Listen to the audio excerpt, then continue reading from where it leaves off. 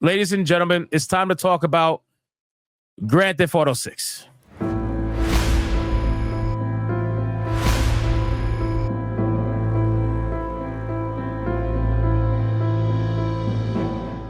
And we're going to talk about Grand Theft Auto 6 by watching none other than Endymion's video. Yes, you heard me right. So let me give you some context first before we talk about Grand Theft Auto 6, okay? I don't understand why people have been losing their mind over Grand Theft Auto 6 today. I mean, like it's happening a lot today because Endymion put out the video. I totally get it. Shout out to Endymion. Amazing work. Love the guy. But the stuff that's been happening with Grand Theft Auto 6 has been happening literally for months now, if not almost a year. We've been talking about GTA 6 for almost a year now. And the nonsense that they've been promising to do with this game. Now, let me give you an example. Again, really quick, I want to reiterate. I'm not calling this game woke. I don't know if it's woke. We don't know enough. We don't have enough information. But I will say one thing. There has been a lot of red flags in this game. A lot of red flags. And no, it's not the fucking black girls twerking on top of a car. It's not that. All right? The biggest red flag for me with this game is that Rockstar ages ago, I think we reported on this like 6 to 12 months ago. I can't even remember. It was a long time ago. We reported on the fact that Rockstar openly admitted that Grand Theft Auto 6 will be toned down. That they will not be doing the offensive jokes anymore. That it's going to be a toned down Grand Theft Auto compared to the previous. And that they're not going to be focusing on offensive jokes anymore. The moment they said all of that, we already knew that this was not going to be the Grand Theft Auto that probably we've been either waiting for or whatever. We kind of already knew that. There's also some more evidence to back that up. For example, the Grand Theft Auto remastered or whatever, the recent thing that came out, what was it called? The Grand Theft Auto 5 remastered thing, whatever. They censored a lot of the drag queen trans jokes that were in the game. They censored it. They got rid of it.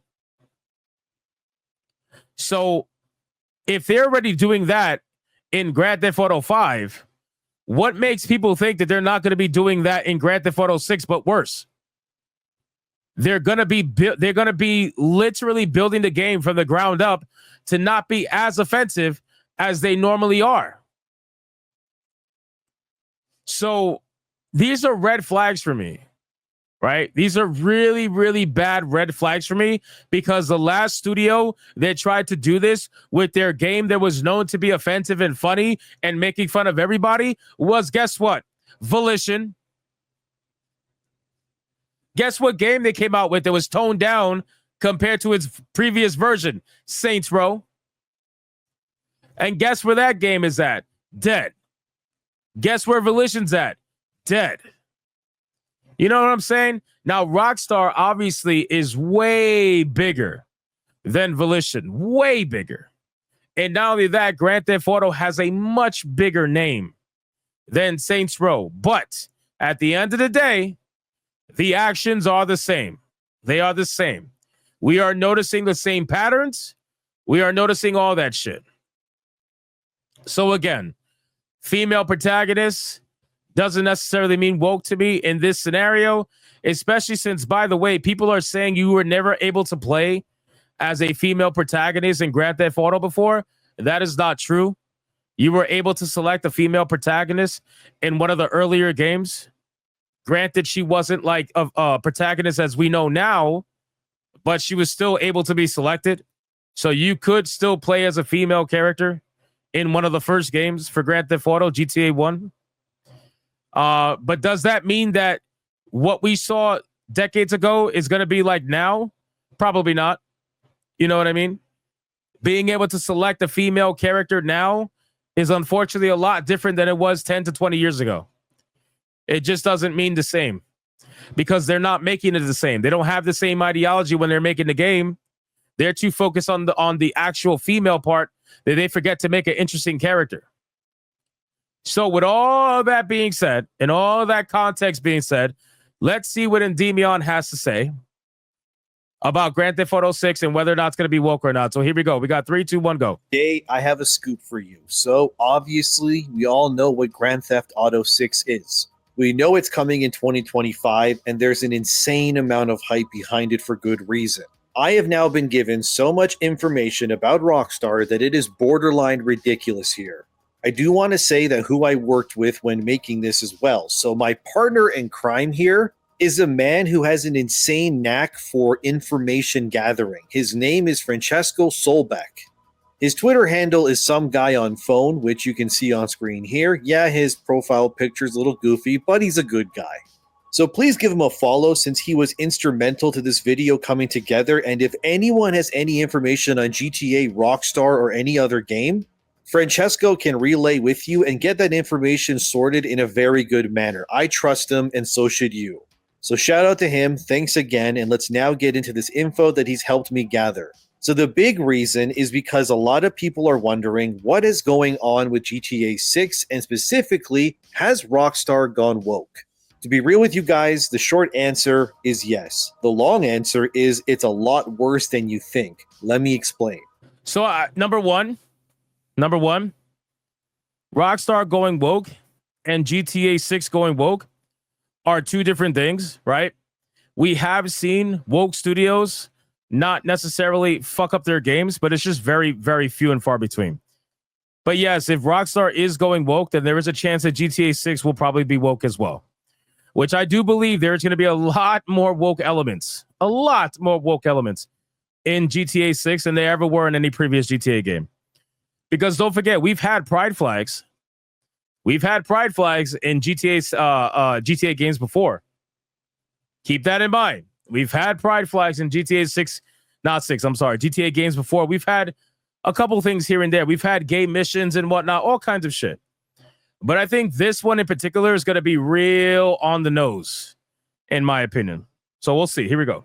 Firstly, we need to explain how things are going down at Rockstar currently and before. 3 of the Rockstar greats left the company ranging between 2020 to 2021. These guys' names are Dan Houser, Laszlo Jones, and Michael Unsworth. These guys were all instrumental in making the Laszlo radio thing is going to be a huge problem. Huge problem. And you guys are going to see right now in a second. The Laszlo, everybody who's played Grand Theft Auto knows Laszlo. That's going to be a huge problem. Literally everything that Rockstar has pretty much made up until now. Dan Houser left Rockstar, which was weird because he founded the company with his brother. And then he went off and made another game studio, and then Laszlo and Michael then left Rockstar and joined him too. But why would they all leave? Well, friends, I have your answers, and you're not going to like it. Tell me, do you know what DIB stands for? DEI, of course, is well known, but we have now another term that we have to add to the list. DIB, or diversity, inclusion, and belonging, is something that has ravaged through Rockstar like a tornado in the past few years. So we're going to start with Stacy Gordon, who, according to LinkedIn, by the way, don't harass anyone in this video. Just let me show you things and then we can discuss it. But Stacy Gordon is a self-proclaimed unapologetic evangelist for inclusion. That's her words, not mine. What the fuck is an unapologetic evangelist for? Oh my God. Oh my God, people are boring, man. God, how are you so damn boring that one of your titles is unapologetic evangelist for inclusion? Then it says top voice in gender equity.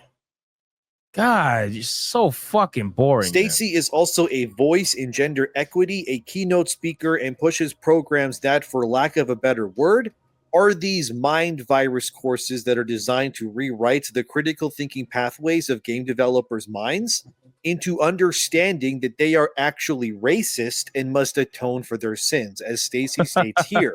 Privilege is hard to talk about, yet it's as pervasive and important as oxygen.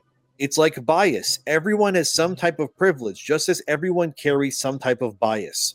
So why is it so hard to talk about? Why do people, particularly white people, get defensive about privilege? And how can we use the privileges we have to advocate for people who don't have the same access?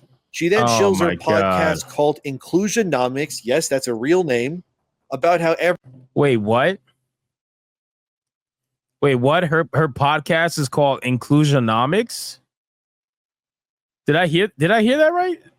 Inclusionomics. Oh my God. everyone who is white is racist no matter what. But let's keep going because it gets worse. Stacey Gordon also hosts sessions talking about microaggressions and how black people specifically are disenfranchised. Listen, I'm telling you right now, with a video game like Grand Theft Auto, the last people that you want working on the game should be talking about fucking microaggressions. I'm just being real with you. If you got somebody talking about microaggressions and offensive and all this other shit, and they're working on Grand Theft Auto in any sense of the word, get them the fuck out. Get them out, because they inherently do not understand the nature of Grand Theft Auto, which is everybody gets made fun of. Everybody is a target. There is nobody off limits to getting made fun of. And the moment you start saying, well, you can't make fun of that person, then you create a protected class. And that is not what Grand Theft Auto ever was or ever will be. Because if you really put out some shit that is not what Grand Theft Auto is, yeah, you might sell. I'm sure Grand Theft Auto 6 is going to sell like fucking hotcakes. Don't get me wrong. But word of mouth is going to spread around eventually. And the longevity of 6 might not match the longevity of 5. And before you know it, apathy is going to set in at some point. And you don't want that.